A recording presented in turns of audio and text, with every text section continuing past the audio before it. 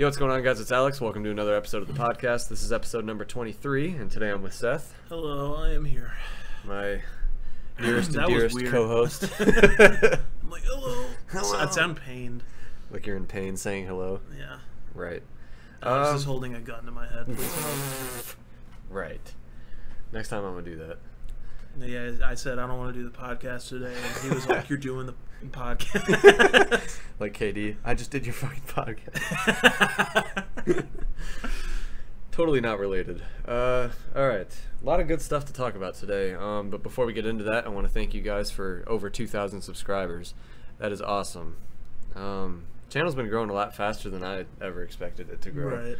So, really appreciate that. Appreciate all the support and stuff. Appreciate the feedback and yeah. everything, because especially from the last video, the feedback we got, you know, the whole point is starting conversations, and that's exactly what we did there. You know, it's like 2-3 people that were commenting, but right, still, giving their 2 cents on what we were talking about. Yeah. Concerning Markelle Fultz and, you know, yeah, and then the MVP race, or the awards races rather. Right. So that was pretty cool. But yeah, we got a lot of stuff to talk about here. Let's first start off with all the trades that have happened and some of the trade rumors. Okay. And then we'll get into the bigger stuff. So trade. Let's see. The Lakers are looking to trade for Trevor Ariza, and the Rockets are interested in J.R. Smith. Let's start with the Lakers and Ariza. I'm interested to see how he would impact that team, because he had such a big impact on the Rockets last year. Right. As far as shooting the three and playing defense. And I feel like those are 2 things that the Lakers need. Yeah, so shooting and defense. Yeah, a trade for him makes sense to me. I just don't think he's going to elevate them to crazy new heights. This isn't going to be the puzzle piece that fits it together. It's not right. But the Lakers have been playing really well lately, and have a pretty good record. You know, I think they're the 4th or 5th seed in the West. I think they have a good record. I don't think they've been playing as well as they could be, and that's just kind of been the story so far with them. Right. You know, lately, they've actually been pretty damn good. I'm gonna fact check that record or that seeding. Okay. Just so I can be correct. NBA.com. NBA app. DatPiff.com. Yeah, they're 17-10. That's pretty good. Isn't that mixtape site? DatPiff. DatPiff. Yeah, they're 17-10, 5th seed. That's pretty respectable. But yeah, any more thoughts on Ariza? We kind of hit it right on the head. There's nothing else you can really say. I wish the Rockets would buck up and be like, baby, come back. Yeah, right. Literally, they didn't give him a contract, so yeah, you can blame it on us. You know, you can blame it. Yeah, I'm not gonna finish that. On the front office. Right. Okay, so Rockets interested in J.R. Smith. What the hell are the Rockets thinking? I don't know, man. I mean, they're built that's their whole offensive philosophy is 3-point. They're trying to build a good bench. Right, that's fine. Their bench has a lot of people who are like, who? Yeah, right.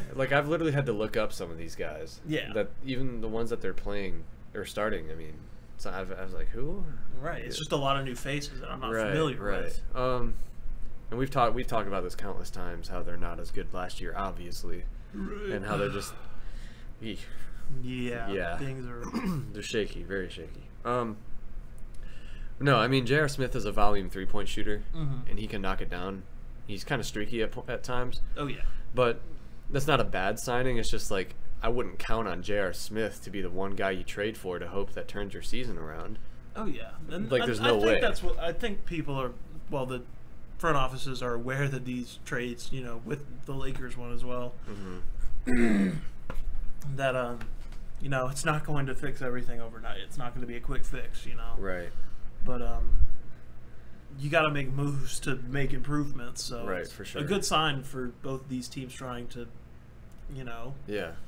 At least shake up the roster a little bit. Try to, you know, get better. Of course, that's the goal. But I would say the Lakers are fine as they are. I mean, trading for Ariza definitely would not hurt whatsoever. Also, I saw something about George Hill getting traded. Or trade rumors for George Hill? He's been traded. We'll get into that. Okay. One more thing I wanted to say about the Lakers is Kyle Kuzma has emerged as their second best player over Brandon Ingram. I would take Kuzma over Ingram at this point. I mean, he scored a lot of points in the last couple games. He had 33 last night, I think, and really better shooter almost. Just a better player than Ingram, I would say. Right. In my opinion. Ingram's been hovering around 15 points per game. It's hard to gauge. I mean, if you're looking at stats, Kuzma has been better, obviously. Right. But I'm looking up. That's the thing. Everyone talks about, it's like, but the potential. It's like the potential doesn't matter if the person doesn't want to work. Exactly. Not saying he doesn't want to work, but like, you can't just bring out that. Right. You can only have potential for so long until you're just not ever gonna be as good until as people think you're gonna be. Exactly. So Brandon Ingram's averaging 15. He's averaging career lows. Not career lows. He's averaging career lows in rebounds and assists, but that's not really his role. Right. But he's only averaging. He probably had to make a little bit when there wasn't much to work with on the roster. Yeah. Let's see. He's only averaging 15 points, which is a point worse than last season. And I thought with the addition of LeBron, it was going to make things a lot better for him. But he's also been injured and has missed games due to suspension and whatnot. So that's not really any fault of his own. But Kuzma's averaging 18 points per game and played pretty damn well. So yeah.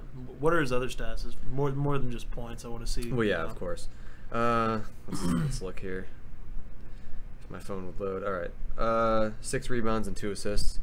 Okay. And he's shooting 46% from the field and 35 from 3. So that's pretty good. Yeah, it's solid. Nothing crazy, but 32 this season from 3. 35 for his career, so in his 2 years, but still 33-ish, 32 is still respectable. Yeah, that's about average. Yeah, it's about the average 3-point shot. But what would you like to say? Because you seem to have a straightforward opinion as far as who's better. You kind of want to talk about that. I just wanted to comment and say that Kuzma's emerged as their second best player, and that's pretty good. So I don't think he's gonna come off the bench anymore. Yeah.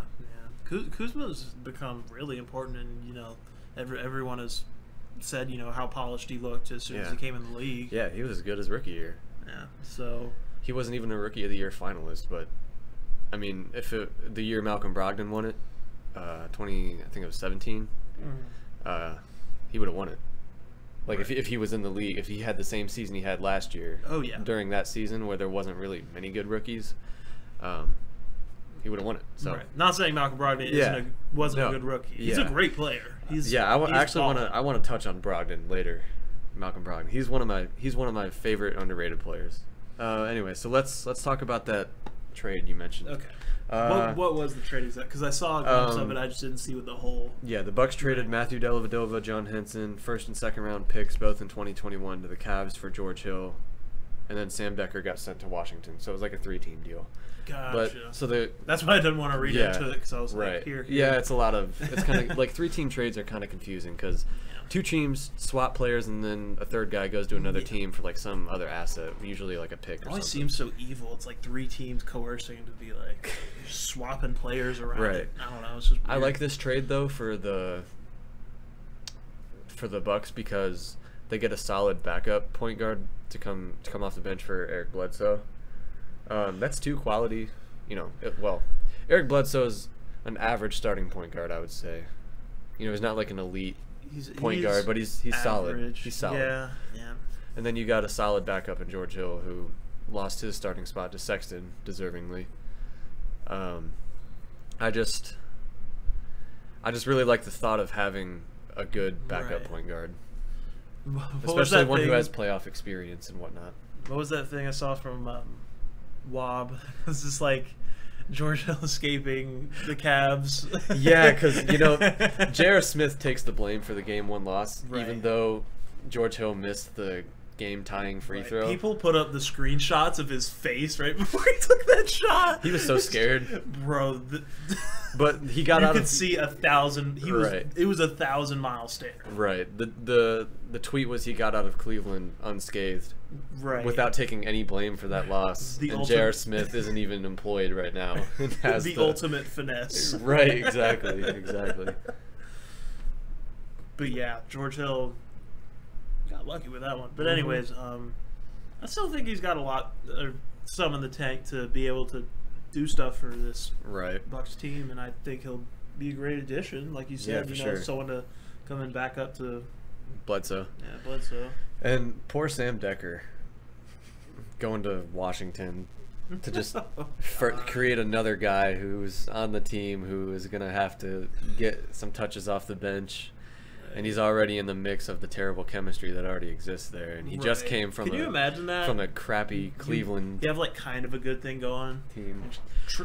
Going to Washington, bud. Yeah, it's like, oh man, you're enjoying playing in Cleveland? That sucks. Oh man. Have fun in Washington. Right. It's sad when the, you know, how is Cleveland doing now? Are they still, is the record still trash? Yeah, they're tanking. Yeah, I mean, I thought so. you expect it. Right. Colin Sexton's playing well though. That's good. Good. I'm happy for him. He's got to up his assist numbers because he's a point guard, you know. Right. But he likes to score, which is fine. He reminds me a lot. Not saying he is, but just the bad part of Allen Iverson, where shout out the dime drop, but he would talked about you know how he would just drive in without really a plan, and you just kind of like kick it out, right, or something, or lose a dribble. That's part of being a rookie. Right, and obviously there's rookie growing pains and everything, but you know, those are just things I want to see improved on, because if he works on these things, you know, he could be a great player. God, he's so fast. Yeah, he's quick, very quick. So is De'Aaron Fox. Oh yeah, man, I want to see that. I loved it. De'Aaron Fox this year has been on another level. Like he's the gap, like the jump from his rookie year to his second year has been insane. Right, he had a bunch of game winners and stuff, which was exciting. But as far as the level of play, as far as I mean, becoming a better shooter, passing, making really high level passes, scoring, all of it. Just really good. Really, really good. I'm really happy with what I've seen from De'Aaron Fox. It's kind of crazy to think the Lakers could have had De'Aaron Fox instead of Lonzo Ball. Yeah, it's an interesting idea. Yeah. No hate on Lonzo. No. Lonzo's, you know, pretty good. But I would take De'Aaron Fox. At this point, right now. Right. Anyway, that's kind of off topic, but yeah. Let's see. What's next on the list? Another trade rumor. Heat are looking to trade Whiteside, but they can't find a team that wants to trade him for him. That's sad. Right. Did you see he got up and left the game the other day? He said he had to like poop or something. Yeah, or he had to go to the bathroom. Spoelstra was like, "That's not acceptable."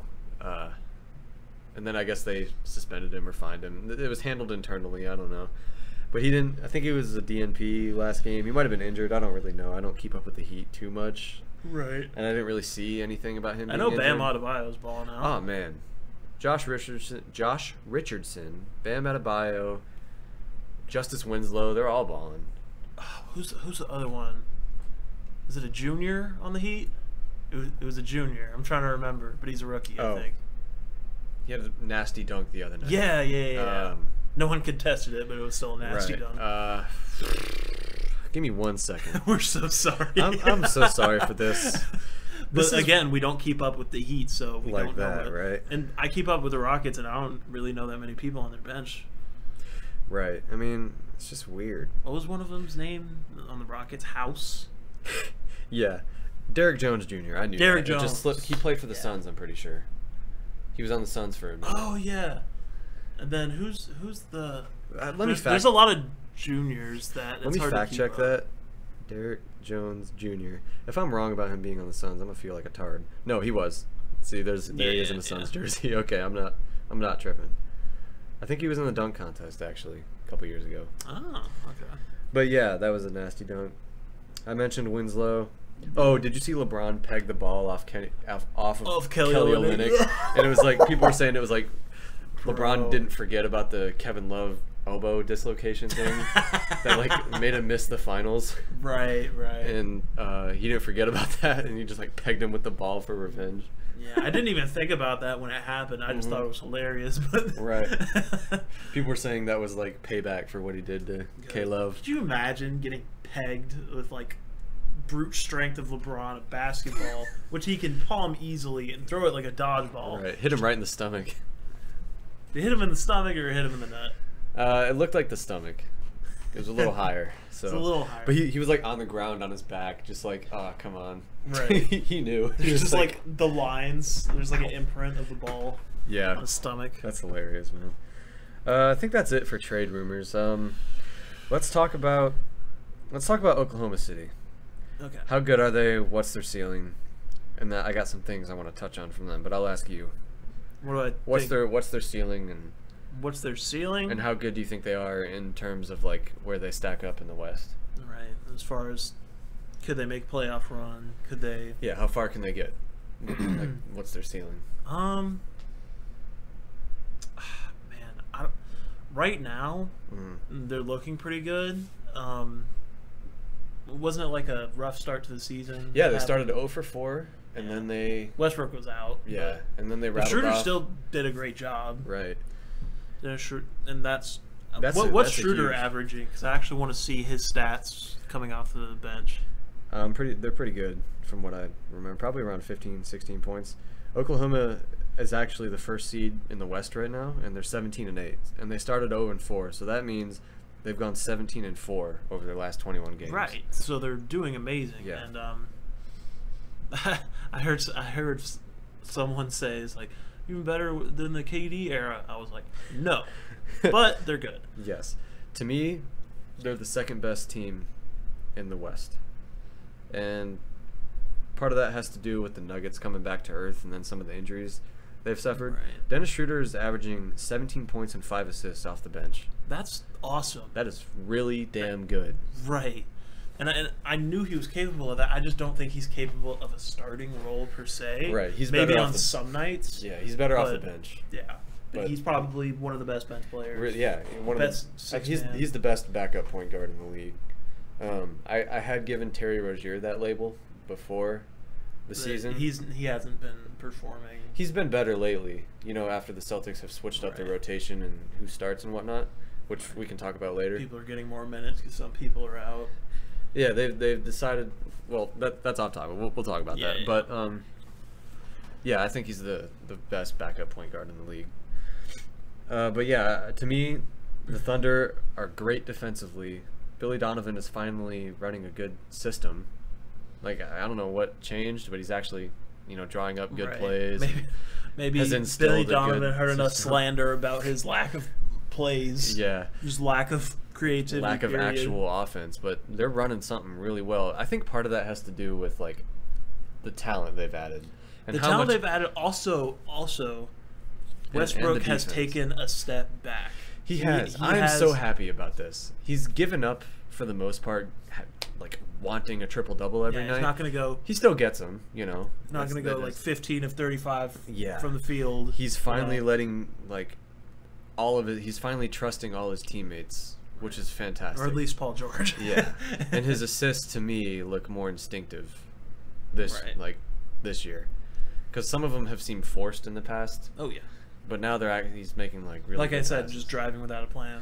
yeah, kick it out. sort of, or just like hunting for the assist rather than Right, seeing it right. and then making the play. But no, I'm really happy that he's taking the step back. Their chemistry is really good. They're really deep. Remember that comeback win against the Nets where Paul George dropped 47 points and had 25 in the fourth quarter was alone? ridiculous. That was absolutely ridiculous. And only good teams can make those comebacks. Oh, yeah. I just want to say that. So that's how you know that the chemistry is high. You've got Paul George playing at an All-NBA level, Westbrook playing at All-NBA level. And only the Nets could let that happen. Right. So I think the Thunder are going to make it potentially to the Western Conference Finals. That's their ceiling to me. I think the Warriors will beat I think them. I'm about the same place with that. But that's the thing. It's just consistency. Yeah.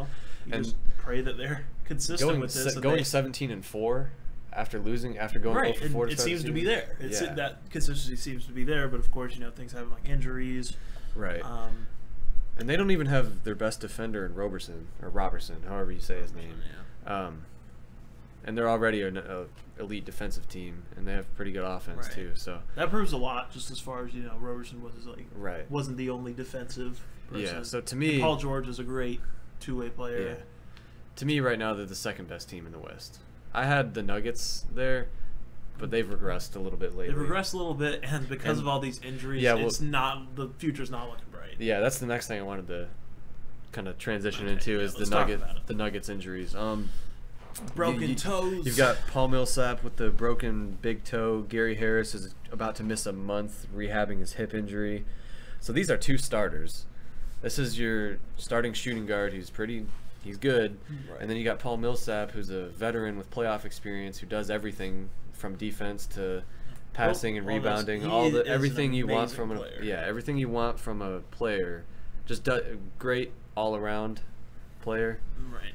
Now he's out. So you still got Jokic, luckily. You still got Gary Harris, but I mean, I guess 4 to 6 weeks is the timetable, I think, for Millsap, and then a month for Murray. So that's not. Does it really take a month for a big toe? I don't know. I've never broken a big toe. Right. So. It seems like a long time, but I get it. This is two really tough blows for the Nuggets, because the Nuggets had potential to finish as the 2 seed, maybe 3 seed. Right. Whatever. And that's what's kind of frustrating about it. And now they're probably going to have to scramble to get a 6, 7, or 8 seed. Because if you miss a month with 2 of your best players in the Western Conference, that's gonna really take a hit on you, because it's a long schedule. You're playing a lot of good teams. You're probably going to lose some of the games you might have otherwise won. So now it's going to come down to when they get back. I mean, the guys now are going to have to hold it down as best as they can until they get back. But then when they get back, they're going to have to make another push, if you ask me. So, but who do you think off their bench could, help? I know you can't really fill roles like Gary Harris and Paul Millsap that well, but who do you think's going to step up for them? And keep in mind they also don't have Will Barton or Isaiah Thomas right now. Yeah. Who's going to have to step up for him? Well, Plumlee's going to be their starting center, who was a starter in Portland. Or I'm sorry, not their starting center. They're going to have to play. They might have to slide Jokic. Like Jokic might take Paul Millsap's power forward starting spot, and then they might slide Plumlee to be their starting center. Okay. Or because that's what he played in Portland before he was traded there in the Nurkic trade that happened a couple years, like a year and a half ago. They might do that, or Morris. I don't know. I mean, they're not the deepest team as it is. I'm looking at the box score from the game last couple nights ago. The thing is, Jokic is finally being aggressive, which a lot of people had talked about, and he's going to need to be, especially with these players out. With the players out, that's the problem. Is 2 of their best players are out, and that's really going to be tough on them, because they're not like the deepest team. So, I don't know. It's tough. Is it Michael Beasley or Malik Beasley? I can't remember. I have no fucking idea. It's not Michael Beasley is on the Lakers. Sorry, dude. Michael Beasley's on the Lakers. That's Malik Beasley. I don't know NBA. Yeah, it's Malik Beasley, because I know. I mean, the only reason he's really getting minutes is because of the injuries. Right. So they got Trey Lyles, who's okay. Obviously you'd rather have. He'll get some boards, but have Gary Harris. Not much else. Feed him inside. He might put one in. God, their starting shooting guard is Jesus Christ. Starting shooting guard. Their starting shooting guard is Torrey Craig, who's averaging 3 points on the season. Yeah, sharding is probably more. Dude, he's averaging less than 4 points on the season. He's replacing Gary Harris in the starting lineup. Tough. Very tough. This is tough for the Nuggets. Man, they might even drop out of the playoffs without these guys. But a good thing they're only missing like a month or so. So they should still be able to get there. It's just like you got teams like Dallas who are making a playoff push, and Sacramento who I thought wouldn't be able to sustain this play, but we're 30 games into the season, they're still above 500. So you got to really start taking these teams into consideration, and then Memphis too, and all these teams. It's just, I mean, this is gonna be a big setback for him, and I don't really know how else to put it. It's tough, man. Yeah, you try to look for bright spots in these, but it's just a tough situation for this team. Especially how hot they started and what they looked like they could be, and now with these injuries, it's like, oh, there goes the opportunity. And Paul Millsap was hurt last year with the broken wrist, only played half the season. Now he's gonna miss a month. It just sucks. How old is Paul Millsap? Like 33, 34, I want to say. How much do you think he has left in the tank as far as seasons go? Well, from what we've seen this season, he's a veteran guy you want.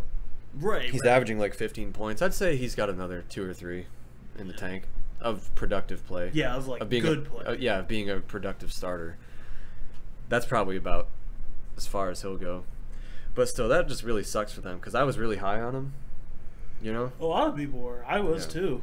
I love the Nuggets. Yeah. I love their young core and, well, not, yeah, kind of young core. I mean, it's kind of a mishmash. You know, you got the veteran with Paul Millsap. I mean, they are a young core. Jokic is pretty young. Murray's young. Yeah. Gary Harris is young. And then you got, it was the perfect mix of players. And, you know, Will Barton has been out for them. And they don't even, I'm pretty sure they're redshirting Michael Porter Jr., which is a wise choice. But, yeah, I mean, and then they still have Isaiah Thomas, who hasn't even played yet.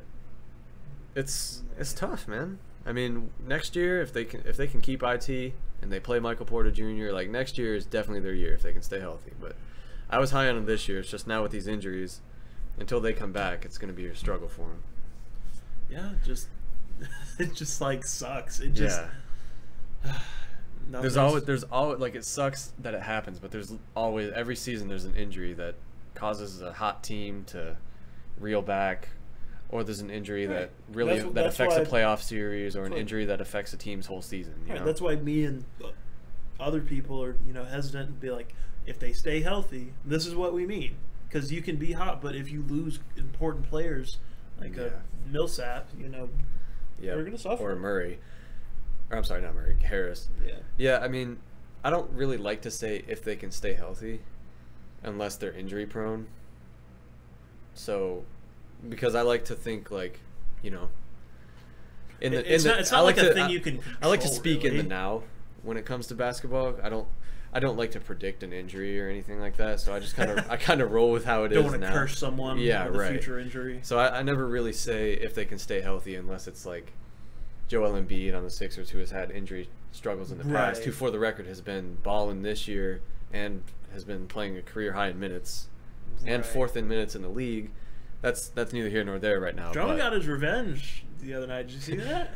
They still lost. They still lost, but and Embiid still outscored him by like 2 or 4 points. But you know, he definitely held his own. He held his own this time. Much better performance because Joel was definitely in his head those last couple games. But that off topic, but you know. But yeah, anything else on the Nuggets? This just sucks, man. Right, that's what I'm saying. It's not something you can. Are you looking at my hair? Is it bad? No, I was just looking at it. I just took off my hat. I didn't know what it looked like. Hat hair is the best. But anyways, Nuggets, it's just tough luck. That's all it is. It's like, it sucks that it always happens to, you know, some team. Like last year it was Chris Paul on the Rockets, Kyrie and Gordon Hayward with the Celtics. Because it's always the what if. It's always what if this happened, what if that happened. But like you said, kind of have to live in the now. We kind of have to push forward, and that's what the Nuggets are going to have to do. They're going to have to move on without. It's going to be next man up mentality and try to keep winning. It's just, I know that's not going to happen without 2 of your most impactful players. I mean, they still have Jokic, luckily, who should be able to keep them afloat somewhat. But, play an NBA without 2 other great starters, it's impossible almost, you know, for a lone guy to do it. Right. You know, they still have Jamal Murray, also, luckily. You know, fingers crossed, right? But yeah, they should be able to stay at least somewhat afloat. Yeah, just we hope for the best for the Nuggets. Yeah, for sure. All right, next topic here. Speaking of Joel Embiid, unhappy with his new role since the Butler trade. He said they're using him as a stretch 5, using him to try and space the floor instead of playing through him in the post. I don't know why they would defer from what was working. You know, like I don't know. He was averaging like damn near 30 and 10, 30 and 12, and some blocks, and he's great. Right, you know, he's one of the best players in the league. Why are you suddenly trying to change his role on the team? Well, because there is a change on the roster on the team. Yeah, that's what I was going to say. With that big of a player like Jimmy Butler is that impactful, you know, person. I guess they were just preemptive with it. Like, let's move you over here and see what happens. Yeah, Jalen. Sorry. Go ahead. No, you're good. I have like nothing else. Yeah, Jalen Rose was saying on the jump, on Jalen and Jacoby, the show he does with David Jacoby. I was watching that this morning. Yeah, he was saying a couple days ago that It makes sense. There's obviously an adjustment period after you trade for a star player. The other star players are going to have to take somewhat of a step back, like we were talking about with Russ earlier. And it's all about chemistry. You know, like I said with that too, they finally have developed chemistry the Thunder have. But it's going to be somewhat similar to the same thing. Everybody's going to have to make sacrifices to make sure everybody's still thriving in a role, but it's just going to take some time to figure it out. But you should still definitely be playing Joel Embiid in the post. Not using him to space the floor as a three-point shooter. Yeah, he's dude's not got great footwork, and he's just dominant in the post. There's no reason. Yeah, there's no reason to deviate from that. Yeah, to be a stretch. In my opinion, he can still shoot the three, but not like right. super Like I get where they're coming from with this idea, but I just don't think it's gonna work. Yeah, and Joel will tell you how he feels. Oh yeah, he always has. This does not work. Yeah, so I expect this not to continue. I expect them to play him in his role. You know, that he's been dominant in. Right. If they're smart, or if they, I don't know if they see something that we don't, but. And he's like a generational talent, so you definitely want to keep him happy. You don't want to play him in a role he's not happy with. Right. Because then he might request a trade. You know? Like, players literally have control of their own destiny now. If you're good enough. If you're good enough, of course. So you can request a trade at any time. And they definitely don't want that to happen. So he's a generational talent. So imagine that, all of that trust the process stuff, and he just get like, I know he's not going to request a trade because he loves the city of Philly, he loves the fans, he loves playing there, he likes his teammates. It's just a matter of him finding the right role since the Butler trade, which will happen. It's just, like I said, it's going to be an adjustment period, and sacrifices have to be made by everyone, and then you got to develop the chemistry. So next topic here. Giannis Antetokounmpo. Did you hear about this? He turned down. No, yeah, he's like he turned down. Yeah, he turned down workouts with a bunch of NBA players in New York to like play those pickup games and whatnot because basically he said, I'm paraphrasing, it would be weird to play against them in the summer and be buddy buddy and then compete against them in the regular season and playoffs and stuff. Just I have a old heads are old heads are like, yeah, that's how it should be, you know. I've got a take on this, but I'll new favorite players, Giannis. Right. I got a take on it, but I'll let you go first. What's your take? I'm kind of half and half on it. Trust me, I get it. I wouldn't.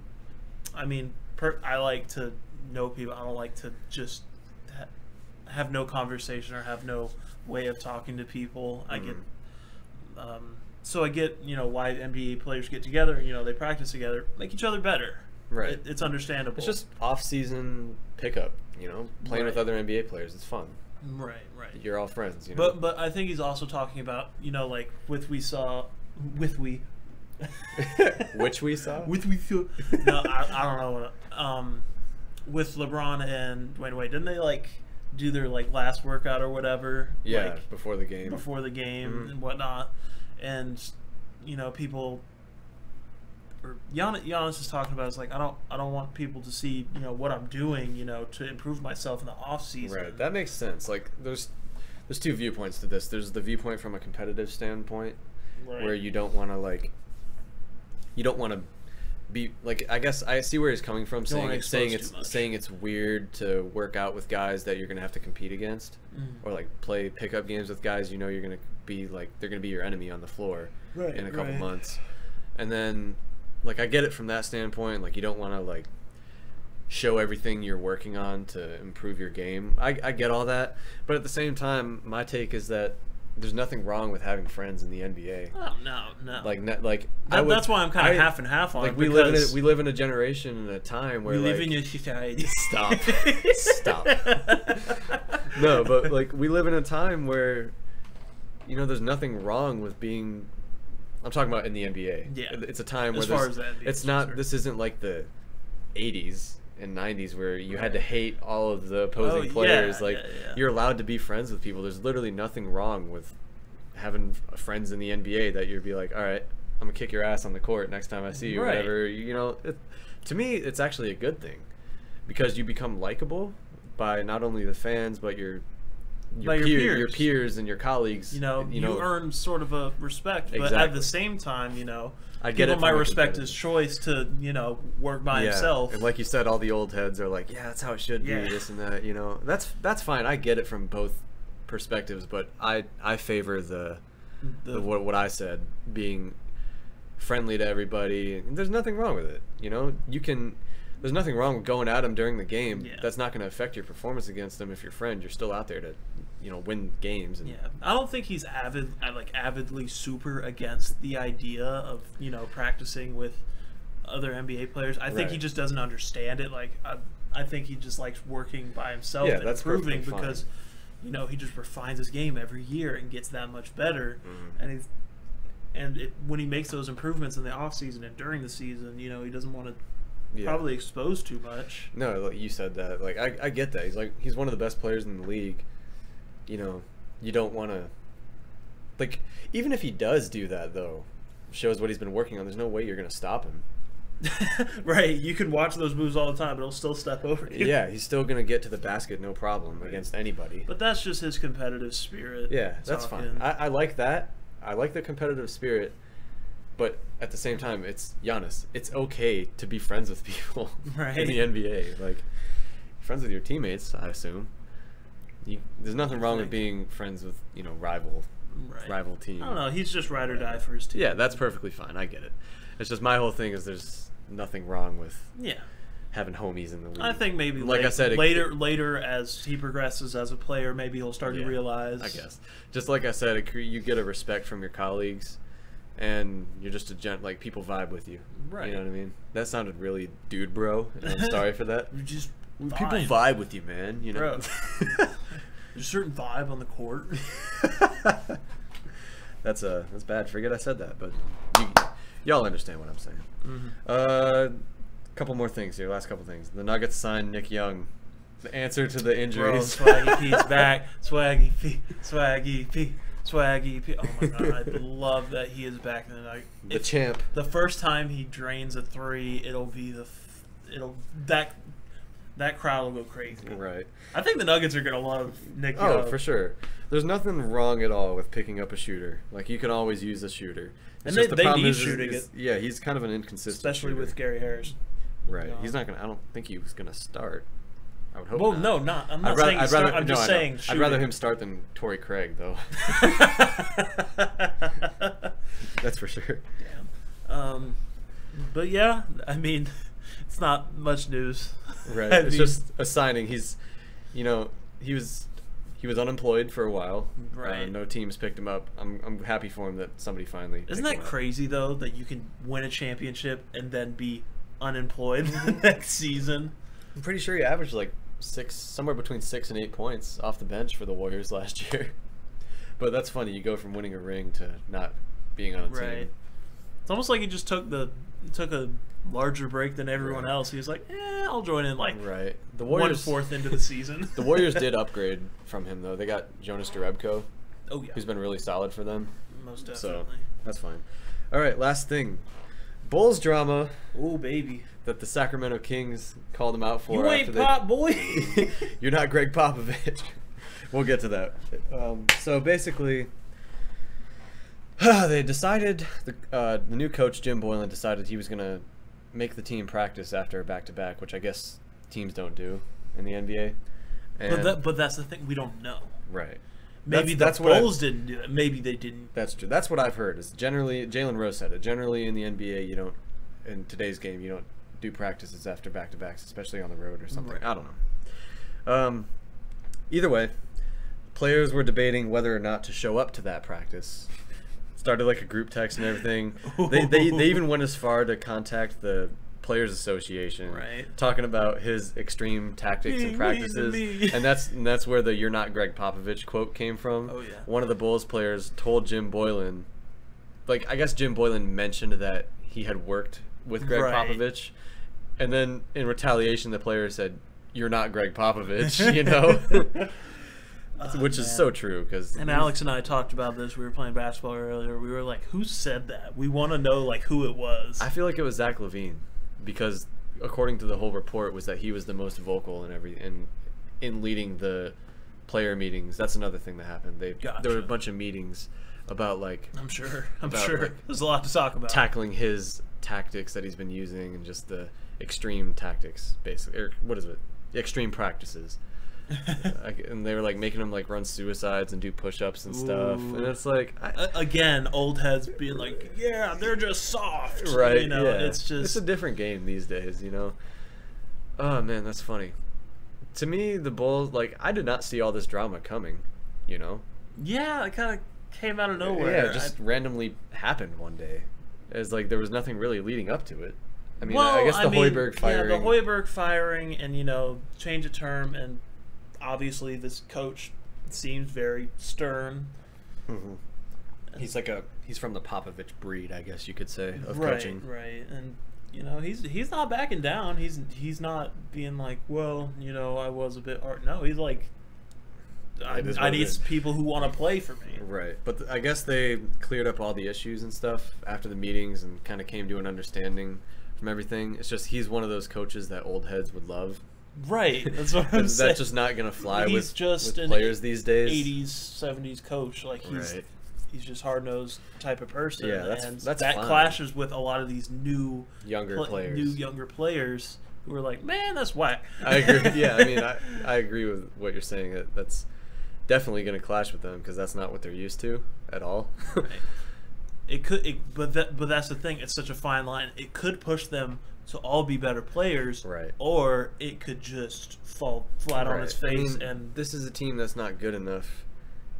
Well, before the start of the season, I thought so, but you know they're obviously too far in a hole now after all the injuries they faced and coaching issues and whatnot to try to make a run for the playoffs. Right. So they're better off losing to get a draft pick, right? Right. Maybe next year they can push for it because a lot of their guys were hurt, which we mentioned on, you know, there was Lowry, there's Bobby Portis, created the new term super tanking. That would be going 0 for 82.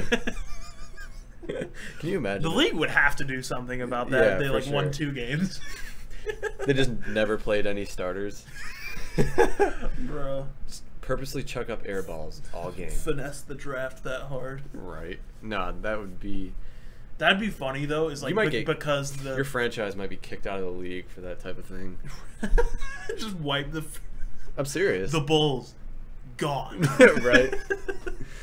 No, but all this is just weird to me. Like, this is a young team, not really built to win yet. I mean, they got a lot of young players and stuff. I don't know why you're trying to go this hard at them. Yeah, I guess to prepare them for when they need to start winning. Right, that's what I'm saying. It could either be one extreme where it could, you know, push them to be better players, but it could also, you know, clash and just create, you know, hatred and, you know, resentment for their coach, and obviously that's not what you want. That's what's happening is they're resenting the coach, and that's really not the type of culture you want in your locker room or your organization at all. So to me, it's just weird. A lot of people hate their bosses, but like, yeah, you want a good relationship. You want to at least be able to cooperate with your coach. Exactly, you want a good relationship between your players and the coach as an organization. And by the way, just so that like people don't get it twisted, that it was like all the Bulls players. Like, I remember, what was it? Wasn't it like Lopez and Lowry who were like, "Come on, guys, let's." Maybe I didn't really read the report too much. Like, I saw just some of the tweets from the media outlets and stuff. I didn't read the article or anything. Yeah, I probably should have, but I wasn't that interested in the Bulls to read it. It'd be different if they had a good record and then this happened. It's definitely interesting though, because if this continues, they might fire him, Jim Boylan, and try to get another coach. But to me, it's just they're not a good enough team to be having this problem. Who's a real like soft coach? Scott Brooks. No, they trade. Swap. Let's see what happens. You know, I can only think of one instance where there was a trade involving a coach, and it was the Doc Rivers trade from the Celtics to the Clippers. I think that's what it was. I could be wrong about that. Don't attack me if I am, but I'm pretty sure you can include coaches in a trade. but it's just kind of unheard of these days. Right. Let's just fire him and get a new one, so that way you don't have to give up any players. I don't like him. Get rid of him.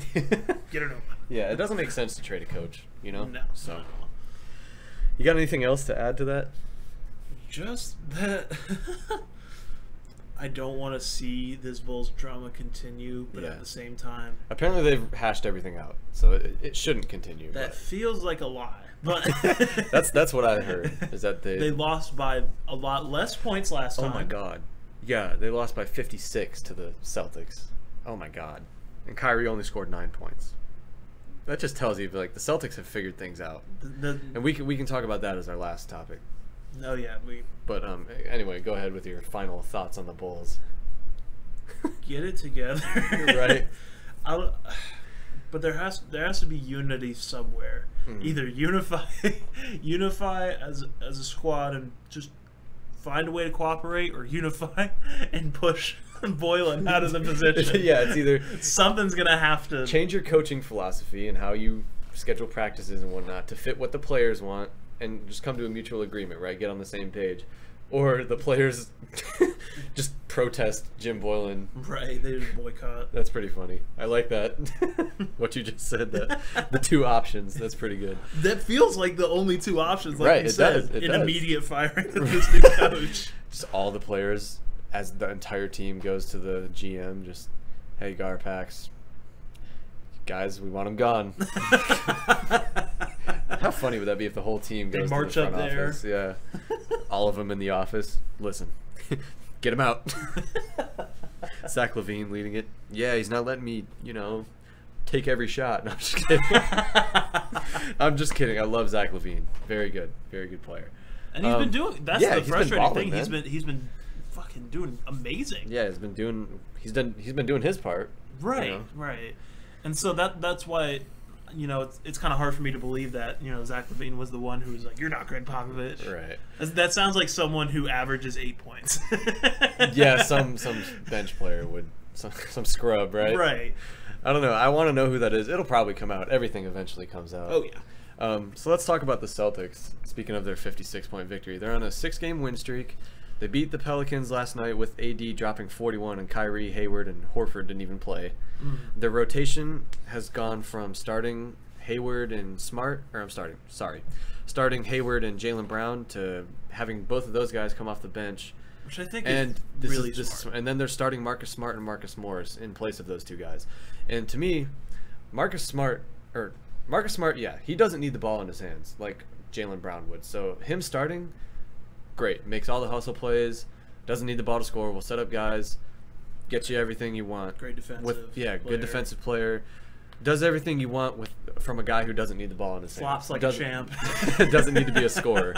And then you got Jaylen Brown coming off the bench to really be the scorer. Him and Rozier coming off the bench, like two starting quality players coming off your bench. And again, you got Hayward great coming defender. Yeah, you got Hayward coming off the bench. Marcus Morris is very underrated. He scored 31 last night. Dude, and he's hit a lot of clutch shots, and he's the man. Turn it up when he needs to. Yeah, he's really good, really quality player for them. But in my opinion, starting those two guys over Brown and Hayward really gives your starting lineup and your bench unit a whole different dynamic. Oh yeah, most definitely. Because you've got guys who are going to pound your second unit, right, and hold leads and make the lead bigger. Right, and that's what they tried to do with Hayward. They're like, let's add something else, and then have our bench destroy whatever. Yeah, and then you still have a really solid starting lineup. So to me, this was a great move by Brad Stevens, and I think they should keep it because it's resulted in 6 straight wins, and they've gone from one of the worst offensive efficiencies to jumping to the top, and then their defense is still elite. Yeah. So to me, this is a great move. I think they'll stick with it. They might eventually start Hayward over Morris. I don't think that really changes too much. It just depends, how they play. Right. Right. But I really like Brown coming off the bench because lately he's been exceeding in that role. He had 3 or 4 straight games with over 19 points, at least 19 points off the bench. Which is so. Awesome. To me, that's great. He's doing better off the bench than he was as a starter, and that's what you want. And this was the conversation. At the beginning of the year, it's like, what are they going to do with all this talent? And it looks we kind of see that they figured a good bit of it out. A good bit of it out. There's still some kinks here, you know, that's with every team. It'll be closer to the playoffs by the time they're like ready. Right. But maybe even earlier than that. They look good lately, really good. And I think the only thing that could bring the downfall of the Celtics is just people not accepting their role, which it seems everyone is. It seems everyone has, yeah. So But I don't someone see like that a Terry Rozier, you know, he's kind of a personality. Yeah. You know, he's a bit more vocal than other backup point guards. Right, for sure. And so, you know, that's just my fear is that someone's going to be like, I think I should be getting more minutes, Yeah. and you know, people are blah, blah, blah, blah, blah. Well, I think I should be. I just hope that they all find and stay in the role that they work best in. Yeah, and they that's what seem to they're- be favoring. Yeah, that's what this whole lineup change was about, was trying to see, like, okay, what's going to work? Okay, this works. We're going to keep doing it. And it looks like everybody's bought in. right. Yeah, Like and that's great. That's what you want, because it won't Yeah. work unless people buy in. You know, Right. If you hate coming off the bench, sucks. Yeah, and their mentality is everybody wants to win and do what's best for the team, and that's why it works with them. Right. So That's what makes a winning team. exactly. So I really like it, what they've done. And then another thing is Tatum has been playing well too. He quit taking so many long twos, which are the most painful thing to watch in my eyes. He still Long takes. twos were a person. He's I still a think- good mid-range. Yeah, really. He's still a good mid-range shooter, but like the long twos, you gotta not take Right. those. It's just an inefficient. It shot. doesn't. Yeah, it doesn't matter how like good you are, or how many times you can. It's just as far as efficiency. You know, over time, you're not going to hit as many long twos as you do. A layup or a Yeah, a three layup. or a close, like in the paint basket or like barely Right. outside of it mid-range. You know, that's fine. If And I it's know- your game, at least. I know he takes a lot from a very Kobe mentality. Yeah, Mamba mentality. and he even or worked out with whatever. him over the offseason. Right. Yeah. so. Yeah. And also Jaylen Brown has worked with some other players as Mhm. well. Yeah. You know, and that's part of that idea. You know, everyone wants to win. Everyone's trying to win. You know, it's Yeah. about winning, not about personal gain and personal stats. Yeah. Yeah, so I like it. I like what they've done. Looks like they've mostly figured things out, and it'll be interesting to see how good they become because of all this. Right. You know? Right. If they start beating the good teams, you know, like the Raptors and the Bucks, and just other quality like West teams or East teams, you know, I think they will, because they were my pick to come out of the East anyway, preseason or before the season started, and I'm sticking with it, you know. So Yeah. You kind of were I was starting you to were be like, worried. You were real worried yeah, for a minute. yeah, but now that I've seen, it looks like they figured stuff out. So You were like we on keep Twitter saying. like they're making me look like a damn fool. Yeah, I said that. I did say that. I was like, man, the Celtics are making me look like a damn fool for picking them to Right. go to the finals. Maybe it was a controversial hot take. Maybe it was. Nah, they're gonna. Now it seems like a very affirmative. looks. We'll have to see. I mean, it's only been a 6-game win streak, Right. but That's what I'm saying. to me, it looks like they're gonna. Yeah, I think they'll keep it up. Got anything else? No, just yeah. I got nothing. Yeah, I think we pretty much hit everything. Let me see if I missed anything here. I don't believe so. Yeah, that's it. All right, fellas, ladies. God, why do I keep doing that? Why do I keep doing that? All right. All right, Fellas. stop. All right, listeners. Oh God, that's worse. I'll just say guys. All right, guys, thank you for listening. If you made it this far, you're the GOAT. Thanks for listening. We really appreciate it. I'm gonna knock over this mic stand right now. Thank you guys so much for listening. Hope you enjoyed. Be sure to subscribe, comment, let us know what you think, and leave a like if you enjoyed. And be sure to follow me on Twitter at @thealexnba. You got anything And- you want to plug? Nothing right now, but again, channel in the works. OT Dub on the way. Also, did we even thank the subscribers for 2,000? Yeah, at the beginning we did. Okay, I Yeah. couldn't remember. Again, thank you guys so much for that. This channel has grown a lot faster deserves than a second thanks than I 'cause ever anticipated. Honestly, this it. is amazing, and Yeah. being able to do something you love, For sure. 2,000 subscribers. We're not getting paid or anything. Right. We're just It's just fun to do, yeah. you know. We have fun. We usually play some basketball, and then we talk about it. Talk hoops. Yep.